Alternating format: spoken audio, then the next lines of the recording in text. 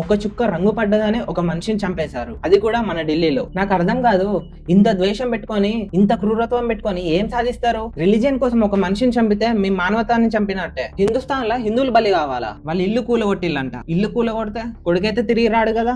వెన్నులో వణుకు పుట్టాలి ఇలాంటి పని ఇంకోసారి చేయాలంటే. మనిషిని చంపే అంత ధైర్యం ఎవరిచ్చారు అసలు? కులాల మతాల కోసం కొట్టుకు చావండి అని ఏ మతాలు మనకు చెప్పలేదు. ఏ ఖురాన్ లో లేదు, ఏ బైబుల్లో లేదు, ఏ భగవద్గీతలో లేదు. అయినా ఇదంతా జరిగింది నార్త్ లో కాబట్టి ఇల్లైనా కూలగొట్టిల్లు. అదే ఇక్కడ జరిగి ఉంటే ఒక్క ఇటుక కూడా కదిలించేవారు కాదు. వాళ్ళు చేసే పనులేమో ఇవి. మొన్నొకడేమో మా రాముడి మీదకి ఎక్కి తల తీద్దామని చూశాడు, ఇంకొకడేమో మా కృష్ణుడి మీద కాలు పెట్టాడు, ఇంకొకడేమో తినే దాంట్లో ఉమ్ముతున్నారు. ఇంకా చెప్పుకుంటూ పోతే ఇలాంటి వీడియోస్ ఇంకా చాలానే ఉన్నాయి. హాస్పిటల్లో ట్రీట్మెంట్ చేయించుకున్నప్పుడు మీకు రిలీజియన్ గుర్తుకు రాదు, హోటల్స్ లో తినేటప్పుడు మీకు రిలీజియన్ గుర్తుకు రాదు. ఇకనైనా మారండి, కులాల మతాల మత్తు నుండి బయటికి రండి. నాకు కూడా చాలా మంది ముస్లిం ఫ్రెండ్స్ ఉన్నారు. నేను ఏ వీడియో చేసినా కూడా అసలు ఏ సపోర్ట్ అనేది ఉండదు. కానీ మొన్న ఒక ముస్లిం వాళ్ళ మీద వీడియో చేసేసరికి ప్రతి ఒక్కరు నాకు రిప్లై ఇచ్చారు. కానీ ఒక వీడియోకి ఒక లైక్ ఉండదు, ఒక కామెంట్ ఉండదు. ఇలాంటి కొంతమంది ముస్లిమ్స్ వల్ల ప్రతి ముస్లింకి చెడ్డ పేరు వస్తుంది.